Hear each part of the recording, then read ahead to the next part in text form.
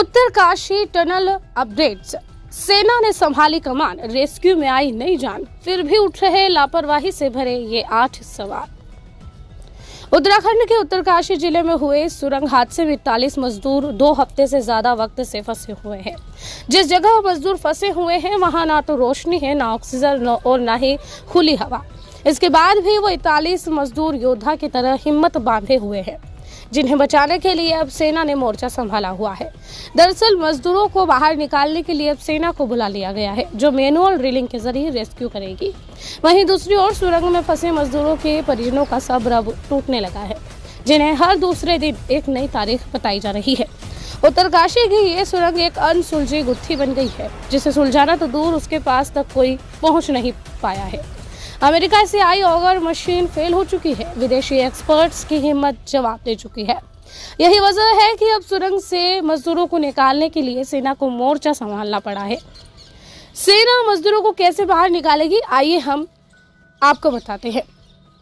दरअसल भारतीय सेना मैनुअल ड्रिलिंग के जरिए रास्ता बनाने का काम करेगी, लेकिन मैनुअल ड्रिलिंग से पहले ऑगर मशीन के फंसे हुए शाफ्ट और ब्लेड्स को निकालना होगा, क्योंकि मशीन के टुकड़े अगर सावधानी से नहीं निकाले गए तो इससे सुरंग में बिछाई गई पाइपलाइन टूट सकती है। उत्तराखंड सरकार के सचिव और नोडल अधिकारी नीरज खेलवाल ने कहा कि पाइप के भीतर अभी ऑगर का 13.9 मीटर ही हिस्सा बचा रहा गया है, जिसे काट कर निकाला जाना है। आज देर रात या कल सुबह तक ऑगर का फंसा हुआ हिस्सा काट के पाइप से बाहर निकाल लिया जाएगा। यानी जिस ऑगर मशीन को मजदूरों को निकालने के लिए बुलाया गया था, वही अब सबसे बड़ी मुसीबत बन गई है। लेकिन जिस तरह से सेना ने कमान संभाली है, उससे रेस्क्यू ऑपरेशन में तेजी आई है, क्योंकि जब से ऑगर मशीन खराब हुई थी, रेस्क्यू ऑपरेशन ठप पड़ा था। सेना के जवान अपने साथ कुछ मशीन भी लेकर आए हैं। 2 प्लान पर हो रहा है काम। ये कौन से 2 प्लान हैं, हम आपको बताते हैं। सुरंग में फंसे मजदूरों को निकालने के लिए 2 प्लान पर काम हो रहा है। ये प्लान क्या है? एक तरफ सेना मैनुअल ड्रिलिंग कर रही है, तो दूसरी तरफ प्लान बी के तहत वर्टिकल ड्रिलिंग कर मजदूरों को रेस्क्यू करने की तैयारी है। इसके लिए बीआरओ ने करीब 1.5 किलोमीटर की सड़क बनाई है और अब इसी सड़क के जरिए कई टन वजनी मशीन 2 जेसीबी की मदद से लाई गई है। दरअसल 21 नवंबर के बाद से टनल में हॉरिजॉन्टल ड्रिलिंग की जा रही थी। इसमें काफी हद कामयाबी भी मिली है। 60 मीटर के हिस्से में से 47 मीटर तक ड्रिलिंग के जरिए पाइप डाला जा चुका है। मजदूरों तक करीब 10 से 12 मीटर की दूरी रह गई थी, लेकिन तभी ड्रिलिंग मशीन के सामने सरिया आ गया और मशीन खराब हो गई। अब वर्टिकल ड्रिलिंग के जरिए रेस्क्यू होना है, जिसे सतलुज विद्युत निगम लिमिटेड यानी SVNL अंजाम देगा। हालांकि इस काम में बहुत खतरा है, क्योंकि नीचे टनल में मजदूर हैं, ऊपर से बड़ा होल कर नीचे जाने के लिए रास्ता बनाया जाना है। इसमें काफी मलबा गिरेगा, अगर थोड़ी सी भी गलती हुई तो दाव उल्टा पड़ सकता है। और सबसे बड़ी बात यह है कि इसमें कितना वक्त लगेगा, यह भी साफ नहीं है। मजदूरों का परिवार परेशान। सुरंग से मजदूरों के बाहर आने की तारीख बदल रही है, इंतजार बढ़ रहा है और अब मजदूरों के परिजनों के सब्र भी जवाब देने लगा है। सुरंग में फंसे मजदूर राजेंद्र के पिता श्रवण बेदिया ने कहा कि हम लोगों की सांस अटक गई है, अब जब बेटा वापस आएगा तभी खा पी सकेंगे। वही मेरे जीवन का सहारा है। उन्होंने कहा कि वे विकलांग हैं और अपने बेटे पर ही आश्रित हैं। किसी को घटना स्थल जानकारी के लिए भेज भी नहीं सकते, क्योंकि उनके पास इतना पैसा नहीं कि वे खर्च उठा सके। ऐसा ही हाल बाकी के मजदूर परिवार का भी है। 12 नवंबर से फंसे हैं टनल में मजदूर।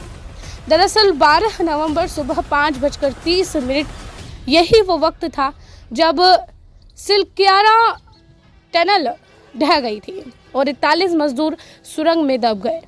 तब से कई रेस्क्यू टीम ऑपरेशन में जुटी है, लेकिन अब तक मजदूरों को बाहर नहीं निकाल पाई है। यह सवाल इसीलिए है कि सरकार ने सिस्टम की पूरी ताकत लगा दी है। स्थानीय पुलिस प्रशासन, NDRF, SDRF, ITBP, रेल विकास निगम लिमिटेड, ONGC, भारतीय युवा सेना, भारतीय सेना, BRO, NHAI, टिहरी जल विद्युत विकास निगम और सुरंग निर्माण के कई एक्सपर्ट्स इस मिशन में जुटे हैं, लेकिन सभी के हाथ खाली हैं।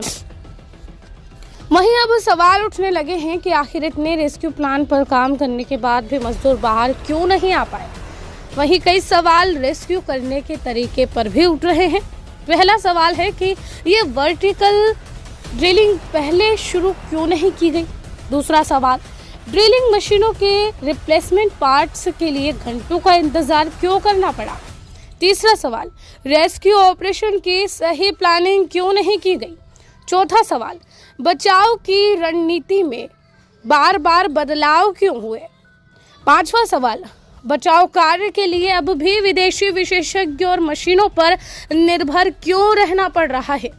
छठा सवाल, अगर अलग अलग अफसर रेस्क्यू की अलग अलग डेडलाइन क्यों दे रहे हैं। सातवां सवाल, बिना उचित अध्ययन के सुरंग निर्माण क्यों शुरू किया गया था।